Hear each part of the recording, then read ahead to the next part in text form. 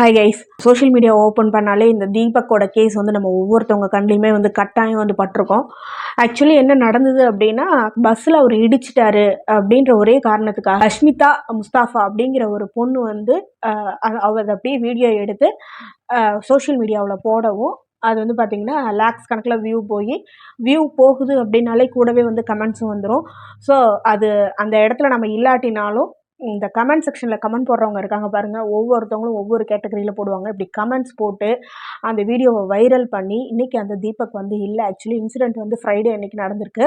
Incident ஆகவுமே வந்து அந்த பொண்ணு வந்து ஃப்ரைடேவே இந்த மாதிரியான ஆம்பளைங்களை விடக்கூடாது அப்படின்ற மாதிரி வந்து வீடியோ போட்டிருக்காங்க.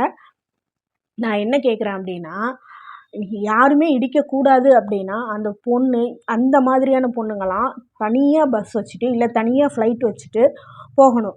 ஸோ அதுவே ஆல்ரெடி வந்து ஒரு கூட்டம் இல்லாத பஸ்ஸாக இருந்தால் கூட பரவாயில்ல, கூட்டமாக இருக்குது. அவர் வந்து கேஷுவலாக தான் நிற்கிறார். இதில் அவர் இறந்ததுக்கு அப்புறமே வந்து அவர் வந்து தன்னோட உயிரை தானாகவே எடுத்துக்கிட்டாரு. அவர் இறந்ததுக்கு அப்புறமே அந்த பொண்ணு இன்னுமே வந்து ஸ்ட்ராங்காக சொல்லிகிட்டு இருக்கு, நான் வீடியோ எடுத்ததுக்கப்புறமும் அவர் வந்து என்னை வந்து தப்பாக நடந்துக்கிட்டாரு எங்ககிட்ட அப்படின்னு சொல்கிறாங்க. அவர் கை வந்து மேலே படுது, அதுதான் வந்து வீடியோவில் தெரியுது. அப்படியே இருந்தாலும் ஒரு கூட்டம் இருக்கிற இடத்துல ஒரு தெரியாமல் பட தான் செய்யும். ஸோ நம்ம வந்து ஃபேம் ஆகணும், நம்ம வந்து வைரல் ஆகணுங்கிறதுக்காக இது மாதிரி வீடியோஸ் எல்லாம் போட்டு கையில் கேமரா இருக்குது, நாங்கள் தான் வந்து புரட்சி பண்ணுறோம் அப்படிங்கிற ஒரு ரேஞ்சு மைண்ட் செட்டில் இருந்தது. ஸோ நாங்களாம் வந்து புரட்சி பெண்மணிகள், நாங்களாம் வந்து இந்த சமுதாயத்தில் சீர்கேட்டை வந்து வீடியோ எடுத்து கவர் பண்ணி அதை சோஷியல் மீடியாவில் போட்டு ட்ரெண்ட் பண்ணி விட்டு இந்த மாதிரி ஆம்பளைங்கள்லாம் வந்து நாங்கள் வந்து பனிஷ் பண்ண போகிறோம் அப்படின்னு சொல்லிட்டு அந்த மைண்ட் செட்டில் இருக்கிற பொண்ணுங்களாம் தயவு செஞ்சு இந்த மாதிரியான ஒரு கேடுகட்ட வேலையை பார்க்காதீங்க. அந்த பொண்ணு அந்த மைண்ட் செட்டில் தான் இந்த வீடியோவை எடுத்து போட்டிருக்கு. இத்தனைக்கும் சைக்காலஜி படித்த பொண்ணா அது. சைக்காலஜி படித்த பொண்ணு வந்து பார்க்குற வேலையா? நல்லா படித்தவங்க என்ன பண்ணுவாங்க, அது நீ அந்த பையன் தப்பே பண்ணியிருந்தா கூட அந்த வீடியோ கவரேஜ் எடுத்துகிட்டு நீ ப்ராப்பராக போலீஸில் போயிட்டு கம்ப்ளைண்ட் பண்ணி அவருக்கு வந்து பனிஷ்மெண்ட் வாங்கி கொடுக்கணும். இல்லை சுத்தீரும் இருக்கிற ஆம்பளைங்கள்ட்ட சொன்னாலே வந்து கண்டிப்பாக வந்து எல்லோரும் 4 சாத்துவாங்க. அதை தான் வந்து கரெக்டாக பண்ணணும். இங்கே வந்து ஃபஸ்ட்டு போலீஸ்கிட்ட போகிறோமோ இல்லையோ, நாங்கள் வந்து பஸ்ஸில் போகும்போது இந்த மாதிரியான இன்சிடெண்ட்லாம் நிறைய நடந்திருக்கு. நாங்கள் வந்து சொன்னால் போதும், ஏங்க அவர் வந்து இவங்களை வேணுங்கன்னு இடிக்கிறாருன்னு சொன்னால் போதும், சுற்றிலும் இருக்கிற ஆம்பளைங்களாம் சேர்ந்து நல்ல தர்ம அடி கொடுப்பாங்க. ஸோ நீ நிஜமாலுமே வந்து திருத்தணும்னு நினைக்கிறவ, அந்த மாதிரி அவர் தப்பு பண்ணியிருந்தார் அப்படின்னா அங்கே இருக்கிறவங்க ஆம்பளைன்னு இல்லை, அங்கே இருக்கிறவங்கள சுற்றிக்கிட்டு சொன்னாலே போதும், அங்கே இருக்கிறவங்களே ஃபஸ்ட்டு கேட்டிருப்பாங்க.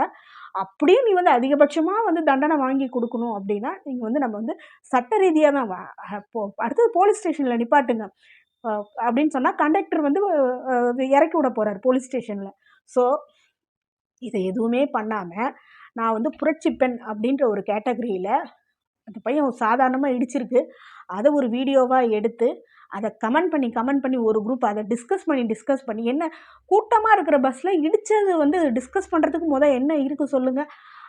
ஸோ டிஸ்கஸ் பண்ணி ஒரு குரூப் வந்து இது தப்பு, ஒரு குரூப் வந்து கூட்டத்தில் வந்து தெரியாமல் நடக்கிறது தான், ஒரு குரூப் இந்த மாதிரியான ஆம்பளைங்களாம் விடவே கூடாது அப்படின்ட்டு வேரியஸ் கேட்டகரியில் நிறைய பேர் வந்து சோஷியல் மீடியாவில் கமெண்ட்ஸ் போட்டு அந்த வீடியோவை கமெண்ட் பண்ண என்ன ஆகும், அது வைரல் ஆகிடும். அந்த வீடியோ வந்து என்கேஜ்மெண்ட் பண்ணி அது வந்து வியூ அதிகமாகிடும். ஸோ அந்த மாதிரியான விஷயங்கள்லாம் இருக்கும்போது அதெல்லாம் எதையுமே யோசிக்காமல் நம்மளாம் வந்து புரட்சி பேசுகிறோங்கிற ரேஞ்சில் எல்லோரும் கமெண்ட்டை போட்டு வைரல் ஆக்கி அவங்க ரிலேட்டிவ்ஸில் அவங்க ஃப்ரெண்ட் சர்க்கிளில் எல்லாரையுமே வந்து அந்த பையன் வந்து பார்க்கவே வெக்கப்பட்டுக்கிட்டு தன்னோட உயிரை அந்த பையன் தானாகவே எடுத்துக்கிச்சு.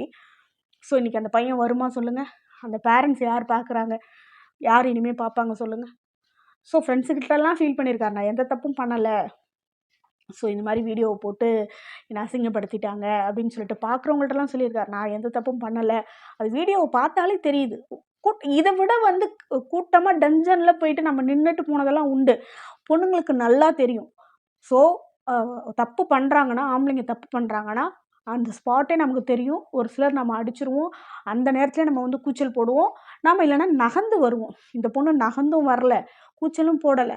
ஸோ கையில் கேமரா இருக்குது அப்படின்ற ஒரே விஷயத்துக்காக இவ்வளோ ஒரு கேவலமான வேலையை பண்ணியிருக்கு. தயவு செஞ்சு கையில் கேமரா இருக்குது, நம்ம எதை வேணாலும் எடுத்து சோஷியல் மீடியாவில் போடுவோம், இது வந்து ட்ரெண்ட் ஆகும், நம்ம வந்து வைரல் ஆகிடலாம் ஒரே வீடியோவில், இந்த தாட்டை வந்து தயவு செஞ்சு தூக்கி போடுங்க. ரொம்ப கஷ்டம். சோஷியல் மீடியா வந்து எந்த மாதிரியான இம்பேக்டை வேணாலும் கொடுக்கும். அதாவது நீங்கள் வந்து நினச்சிட்டு போடுவீங்க நம்ம வந்து அவேர்னஸ் ஏற்படுத்துகிறோன்னு, அது வந்து எங்கே வந்து அந்த பொண்ணு அப்படி தான் நினச்சி போட்டிருக்கு. இந்த மாதிரி ஆம்பளைங்களாம் சும்மா விடக்கூடாதுன்ட்டு போட்டது போக இன்றைக்கி இந்த பையனே இல்லாமல் ஆயிடுச்சு. இன்றைக்கி ஒரு குடும்பமே இல்லை. ஓகேவா? ஸோ அவங்க வந்து விழிப்புணர்வு ஏற்படுத்துகிறாங்கங்கிறத மட்டும்தான் யோசிச்சாங்களே ஒழிஞ்சு அது போட்டதுக்கப்புறம் என்ன நடக்கும் அப்படிங்கிறத பற்றி யோசிக்கவே இல்லை. ஸோ படித்து என்ன பிரயோஜனம்? படித்த முட்டாள். ஸோ இவ்வளோ வந்து நீ வீடியோ எடுத்திருக்க அப்படின்னா ப்ராப்பராக கம்ப்ளைண்ட் கொடுக்கணும். ஆனால் இப்போ அவங்க ஃப்ரெண்ட்ஸ் எல்லாம், தீபக்கோட ஃப்ரெண்ட்ஸ் எல்லாம் வந்து இதை நாங்கள் சும்மா விட போகிறதில்ல, தீபக் வந்து எந்த தப்பும் பண்ணலை, அந்த பொண்ணுக்கு வந்து நாங்கள் வந்து பனிஷ்மெண்ட் வாங்கி தருவோம்னு சட்ட ரீதியாக வந்து இறங்குறாங்க. ஸோ இது வந்து கம்ப்ளீட்டாக கேஸ் ஆகுது. அந்த பொண்ணு வந்து கண்டிப்பாக இதுக்கு வந்து பதில் சொல்லி தான் ஆகணும். கண்ணால் பார்ப்பதும் போய், காதால் கேட்பதும் போய், தீர விசாரிப்பதே மெய் அப்படின்னு சொல்லி நம்ம பெரியவங்களாம் சொல்லுவாங்க.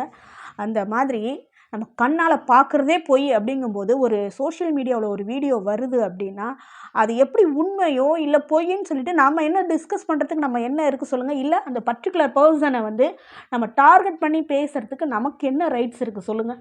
அதெல்லாம் ரொம்ப தவறான விஷயம். ஸோ கையில் ஃபோன் இருக்குது அப்படின்றதுக்காக என்ன வேணாலும் வீடியோ எடுத்து அப்லோட் பண்ணாதீங்க. என்ன வேணாலும் கமெண்ட் பண்ணலாம். நம்மளாம் யாருன்னு கண்டுபிடிக்க முடியாது, நம்மளாம் வந்து ஃபேக் ஐடி தானே அப்படின்னு சொல்லிட்டு என்ன வேணாலும் பேசலான்ட்டு தயவு செஞ்சு பேசாதீங்க. ஸோ அந்த சோஷியல் மீடியா பிளாட்ஃபார்முங்கிறது நீங்கள் எதிர்பார்க்க முடியாத சில இம்பேக்டெல்லாம் வந்து கண்டிப்பாக வந்து கொடுக்கும். ஸோ இப்போ அந்த பொண்ணே வந்து இது நினச்சி பார்த்துருக்காது. தான் மேலே வந்து அது வீடியோ அப்லோட் பண்ணி வைரல் ஆகிடுச்சு, தான் மேலே கேஸ் ஆகுங்கிறது அந்த வீடியோவை அப்லோட் பண்ணும்போது, அது வீடியோ எடுக்கும்போது கூட அதுக்கு தெரிஞ்சிருக்காது. அதோட மைண்ட் செட்டெல்லாம் இது வந்து வைரல் ஆக்கணும், அவேர்னஸ்ஸு, நமக்கு ஃபாலோவர்ஸ் வருவாங்க, ஃபேம் ஆகும் அப்படின்ற ஒரு கான்செப்டில் பண்ணிடுச்சு. ஸோ அது வந்து அந்த விஷயம் என்ன ஆச்சு அப்படின்னா, ஒரு பர்சனை தான் உயிரை தானே எடுத்துக்கிற அளவுக்கு ஒரு விஷயத்த தூண்டியிருக்கு அப்படின்னா, இது வந்து ஒரு நம்ம வந்து ஒருத்தவங்களுக்கு கத்தி எடுத்து ஒருத்தவங்களை வந்து உயிரை போக்குறது தான் என்ன? அப்படி கிடையாது. இந்த மாதிரி டார்ச்சர், மென்டல் டார்ச்சர் கொடுத்து ஒருத்தவங்களை இந்த முடிவு எடுக்க வைக்கிறோம் பாருங்க, அது இன்னும் கொடுமை. அந்த 2 நாளில் அந்த பையன் என்ன தவிச்சிருக்கும் சொல்லுங்கள். நார்மலாக அவர் போயிருக்கிற லைஃபு இந்த 2 நாளில் எந்த அளவு ப்ரெஷர் போயிருந்தது அப்படின்னா, அவர் பார்க்குறவர்கிட்டலாம் நான் தப்பு பண்ணலன்னு சொல்லி தான் உயிரை தானாகவே எடுத்துக்கிட்டார். ஸோ ஒரு குடும்பமே இல்லாமல் போயிடுச்சு. ஸோ எதையுமே வந்து யோசித்து பண்ணுங்கள். கமெண்ட்ஸ் போடுறவங்க பார்த்து பண்ணுங்கள். இன்ஃப்ளூயன்சர்ஸ் எல்லாம் வந்து ஒரு தவறான தகவலை வந்து கண்டிப்பாக வந்து கொடுக்காதீங்க. சோஷியல் மீடியாவில் நிஜமாலுமே ஃபேம் ஆகணும் அப்படின்னு நீங்கள் நினைக்கிறீங்கன்னா நல்ல விஷயங்களை ஷேர் பண்ணுங்கள். இல்லாத விஷயங்களை, பொய்யான விஷயங்களை, ஒருத்தவங்களை டார்கெட் பண்ணுற மாதிரியான விஷயங்கள்லாம் தயவு செஞ்சு அவாய்ட் பண்ணிவிடுங்க. ஸோ நல்ல விஷயங்களை சொல்லி நீங்கள் கொஞ்சம் கொஞ்சமாக நீங்கள் வந்து ரைஸ் ஆனாலும் பரவாயில்ல. லைக்கு, கமெண்ட்ஸு இதுக்காகலாம் வந்து ஒரு தவறான விஷயத்தை வந்து வச்சு பண்ணாதீங்க. கண்டிப்பாக வந்து நீங்கள் சொல்கிற விஷயம் நல்லா இருக்குது அப்படின்னா கண்டிப்பாக வந்து உங்களுக்கு லைக் வரும், கமெண்ட்ஸும் பண்ணுவாங்க. முடிஞ்ச அளவு நாம் போடுற விஷயங்கள் வந்து அடுத்தவங்க லைஃப்க்கு வந்து எந்த ஒரு பாதகமும் வராமல், அதாவது ஒருத்தவங்களை விமர்சனம் பண்ணுறோம் அப்படின்னாலும் அந்த வார்த்தைகளை நம்ம வந்து நிதானித்து யூஸ் பண்ணணும். நமக்கு வாய் இருக்குது அப்படிங்கிறதுக்காக நம்ம என்ன வேணாலும் பேசி நம்ம கண்ணாபின்னான்னு திட்டி பேசினா தான் வைரல் ஆகுது அப்படின்றதுக்காக அப்படியெல்லாம் தயவு செஞ்சு பண்ணாதீங்க. அது வந்து பார்த்திங்கன்னா நீங்களே கறி எடுத்து உங்கள் மூஞ்சில் நீங்களே பூசிக்கிற மாதிரி தான். அரைமார்க் விடுறீங்க, அது ரிட்டன் வந்து அதே அம்பு உங்கள் மேலேயும் வரும். சரிங்களா? வேறு ஒருத்தவங்க மேலேயும் பாயும், அதுவே வந்து ரிட்டன் ஆனாலும் ஆகும். ஸோ இதுதான் வந்து சோஷியல் மீடியா. மேக்ஸிமம் வந்து இந்த மாதிரியான வேலைகளை வந்து யார் பண்ணுறது அப்படின்னா படித்தவங்க தான் வந்து பண்ணுறீங்க. மாதத்தில் ஒரு வீடியோ கூட பார்த்தேங்க. ஒரு பையன் வந்து ஏதோ போதைப்பொருள் பயன்படுத்திட்டான் அப்படின்னு சொல்லிட்டு டீச்சர்ஸ்லாம் வந்து சேர்ந்து திட்டுறாங்க. அந்த பையன் வந்து நிற்கிறாப்புல. அந்த பையனுமே இப்போ வந்து உயிரோடு இல்லை. ஸோ அதை வந்து வீடியோவில் போட்டிருக்காங்க. 18 வயசுக்குள்ளார இருக்கிற பையன் அப்படின்னா நம்ம முகத்தை மறைக்கணும். ஃபஸ்ட்டு வந்து நீ வந்து அந்த பையனை திருத்துறவங்களா இருந்தால் என்ன பண்ணணும் அப்படின்னா, பேரண்ட்ஸை கூப்பிட்டு வச்சு பேசணும். பேரண்ட்ஸை கூப்பிட்டு வச்சு உங்கள் பையன் எப்படியெல்லாம் பண்ணுறான், தனிப்பட்ட முறையில் யார் வந்து எந்த வாத்தியார் இருந்தால் ஓகே, ஸ்டூடெண்ட்ஸ் வந்து நல்லா இருக்கணும்னு நினைக்கிறது வந்து ஒவ்வொரு வாத்தியாரோட கடமை தான். ஸோ அப்படி இருக்கும்போது நீ நிஜமாலுமே திருத்தணும்னு நினைக்கிற வாத்தியாருங்க என்ன பண்ணுவாங்கன்னா, அவனை தனியாக கூப்பிட்டு வச்சு அப்சர்வ் பண்ணுறது, அவனுக்கு வந்து அந்த எப்படி ரெடியூஸ் பண்ணிக்கலாம், அவங்க பேரண்ட்ஸை கூப்பிட்டு வச்சு நல்ல விதமாக சொல்லணும் ஒழிஞ்சு அதை வீடியோ எடுத்து சோஷியல் மீடியாவில் பசங்களாம் வந்து திருந்தணும் அப்படிங்கிறதுக்காக நான் வந்து இது ஒரு விழிப்புணர்வு பதிவு போடுறேன் அப்படிங்கிறதுக்காக போட்டு அந்த பையனும் காலி பண்ணியாச்சு. ஸோ கையில் ஃபோன் இருக்குங்கிறதுக்காக தயவு செஞ்சு எல்லாத்தையும் போடாதீங்க. நான் திருப்பி சொல்கிறது அதுதான். அதோட பின்விளைவுகளை யோசிச்சு பாருங்கள். ஸோ சோஷியல் மீடியாவில் வர்ற வீடியோஸ் எல்லாம் அரைகுறையாக வரும். ஸோ நம்ம வந்து தீர விசாரிக்கணும். நம்ம பக்கத்தில் யாரும் இல்லை அப்படிங்கும்போது நம்ம ஒரு வீடியோவை மட்டுமே பார்த்து வச்சுட்டு நம்ம வந்து அவங்க தான் குற்றவாளி நிரபராதின்னு சொல்கிறதுக்கு நமக்கு எந்த ரைட்ஸுமே கிடையாது. அது வந்து சட்டத்துக்கு தான். யாரையும் அவமானப்படுத்துறதும் வந்து ரைட்ஸ் கிடையாது. அவங்க வந்து யாரும் தயவு செஞ்சு பண்ணாதீங்க. வீடியோ பார்க்குறவங்களும் யோசிங்க. சப்போஸ் நீங்கள் ஒரு விஷயம் பார்க்குறீங்க அப்படின்னா அது உண்மையா பொய்யா அப்படின்னு சொல்லிட்டு நீங்கள் சர்ச் பண்ணி பாருங்கள். எந்த ஒரு தகவலையுமே முழுசாக நம்பி நீங்கள் பாட்டுக்கு இஷ்டத்துக்கு கமெண்ட்ஸ் போட்டு இப்போ கமெண்ட்ஸ் போட்டவங்கள யாரெல்லாம் தீபக்கை திட்டினாங்களோ அவங்களுமே அந்த தீபக் வந்து தன்னோட உயிரை தானே மாய்ச்சிக்கிட்டாரு இல்லைங்களா? கமெண்ட்ஸ் போட்டவங்களுக்கும் பங்கு உண்டு அப்படிங்கிறது தான் என்னோட கருத்து. அதுவும் வந்து ஒரு முகத்தை மறைக்காமல் ஒரு வீடியோவை போடுறீங்க அப்படின்னா அது எவ்வளோ பெரிய அவமானம் தெரியுமா பாதிக்கப்படுற நபருக்கு? உண்மையாயிட்டா பரவாயில்ல, உண்மையாக ஆனாலும் கூட அதை நாம் வந்து சொல்லக்கூடாது இவங்க தான் வந்து குற்றவாளி அப்படிங்கிறத. சரிங்களா? அது ரொம்ப பெரிய தாக்கத்தை ஏற்படுத்தும். எல்லாருமே ரொம்ப கேர்ஃபுல்லாக இருங்க. வீடியோ நாங்கள் போடுறதே இல்லை, பார்க்குறதோட சரினாலும் பார்க்குறதா இருந்தாலும் உண்மை எது பொய் எது அப்படிங்கிறது எல்லாத்தையுமே வந்து ஆராய்ங்க. படித்த அதிமேதாவிகள்லாம் தயவுசெய்து கையில் ஃபோன் இருக்குன்னு எல்லாத்தையும் வீடியோ எடுத்து அப்லோட் பண்ணாதீங்க. எதுவாக இருந்தாலும் சட்ட ரீதியாக அணுகிறது தான் வந்து உங்களுக்கு பாதுகாப்பு. வாழ்க வளமுடன்.